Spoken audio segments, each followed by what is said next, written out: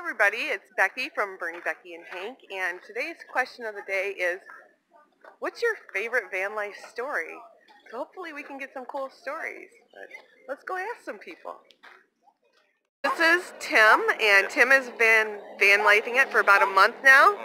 And Tim, do you have an interesting van life story you'd like to share? I left Louisiana to go up to Minot, North Dakota to see my sister. I just got my van, and halfway up there I broke down. Oh no. So I had to call the tow truck guy to come get me. And he saw it, he called me and says, "Is that your raper van on the side of the road?" I'm like, "Yes, that's my raper van on the side of the road." Raper van. That's funny. Well, so he told me we got it all fixed, and it's been doing great ever since. And I haven't picked up any, little children or anything. Well, good. Okay. Yeah. Thanks a lot. You're welcome. Hey, how you doing, Becky? I'm good. How are you? Good. So today's question is, you have a interesting van life story you want to tell. Oh, geez, do I have an interesting van life story to tell? Let me think of one. Yeah, I've got a story about up in Northern California, picking up a hitchhiker. Yeah? Or trying to pick up a hitchhiker in my box van, and that was before I was even living in it. It was just an empty box van, and I'm cruising along up the coast road up in Mendocino area, and there's a guy hitchhiking with a dog, and it's like a narrow road, and it's not really, comfortable to be out there hitchhiking. So I go along, and I go about a couple hundred yards, and there's a little pull-off there, and I thought, I'm going to pick him up, man, poor guy. I pull over to pick him up, and he comes running, and like I said, he's way back behind me. And I get out, and I go to the back of the truck, wait for him to get up there, and of course I've got my dog in the front. And I go, he gets up to me, and I mean, "Where are you going?" And he's up to Fort Bragg, and I said, "Well, I'm going up to Fort Bragg. Hop on in." I said, "But I've got a dog in the front. You'll have to ride in the back." And I go to open up the back, and the guy goes, "No, thank you, not my scene, man, and thanks anyway." And it dawned on me, some stranger in a box van trying to pick you up, it's like... Best intentions, but... Oh yeah, it all sounded good. Yeah, come on in, knock on the box when you're near where you want to be. There's no windows, nothing, no way to get out from inside. Right, and you just undid your lock to open it. Yeah, I wouldn't be able to hear him pounding on it. Well, he's probably got this story too. Yeah, what's the worst hitchhiking story you got? And he's telling the story about you. Some creep tried to pick me up in a box van, Well, thanks a lot, Ken. All right, no problem. So this is Chris, and or Terrapin, his... Yeah, my trail name is Terrapin. I hiked the AT in 2001, and that's what people called me. Yeah, so do you have an interesting story?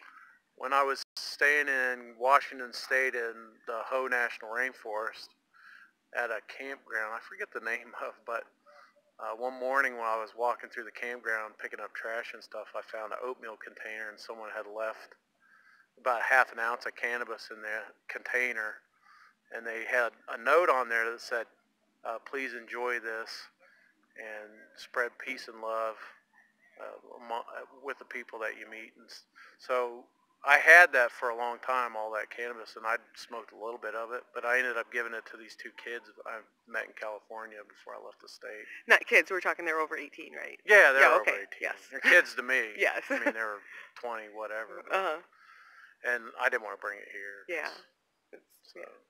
Well, thanks for that story, Chris. That's pretty cool. You're welcome. So I only got 3 stories today, but I met some really cool people. Everybody I met today seemed like I was supposed to meet them. They were put in my path for a purpose, for a reason, and ended up talking to people for like 2 hours at a time, and it was really cool. But I only got 3 stories, so I'm going to tell you a story, and I don't know, there goes my light. It's kind of bright, so I'm trying to mute it, but there we go. Anyways, so my stories. Anyways, I was talking about people being put in our path for a reason, and we're supposed to learn something from them, a lesson, or they're supposed to tell us something. So I was, when I first found out I could go back on the road and that I didn't have to be stuck in the San Diego area going to chemo, that I had my pills, and so I was going to be a little more free, I decided I went up to Oregon to camp along the coast. It's my favorite place, right next to the ocean. And so I was camping up there, camped overnight, and then I was going to go meet my buddy Wandering Jimmy, and we were going to Crater Lake. And so I spent the night there, and I got up in the morning, had everything packed up, ready to go, and tried to start Bernie, and he won't start at all. He won't even turn over. But, you know, my lights, everything's working. It's not the battery. I'm like, shit, I don't know what to do. So I called. I'm like, well, I have roadside service, and I called, and the wrecker's like, yeah, I can come get you, but where do you want to go? He said all the mechanics were closed until Monday, and this was Saturday morning. I'm like, oh, well, I guess I better stick around. I'm like, well, I was camping when I stopped here. I can stay another 2 nights. You know, it's a nice place. So I was, you know, I'm like, well, you know, I'll be here. I'll call Monday and go to a mechanic, and maybe in the meantime somebody with a Westphalia will pull up and they'll know what to do, you know. Everything works out for Becky, so I wasn't really worried about it. And then a little later on, a couple hours later, this couple from Grand Junction, Colorado show up, and they are in an ambulance that they converted to their house, and they gave me a tour of their ambulance. It was really cool, and they wanted to see the van, and so I showed them, and we're talking, and I told them that they could camp right there, so they were going to. I said, yeah, I'm going to be here till Monday. And it was a while later before I even said, oh yeah, the van's broke down, and it was Tristan and Darlene, and Tristan says, well, I'm a mechanic, do you mind if I take a look? I'm like, yeah, sure, please. And unloaded everything out of the back and opened up the engine compartment, and he goes, well, that's your problem right there. Something was unplugged. He fixed it, showed me how to do it if it came unplugged again, and I loaded everything up. I'm like, well, I guess I'm not staying till Monday, so I'm like, see you later. But that was really cool that they just showed up, you know. So that's my story about, I don't know, people being put in your path for a reason, and what kind of incidents have you had, or what's your favorite story that you like to tell? Anyways, thanks for watching, and I will see you tomorrow.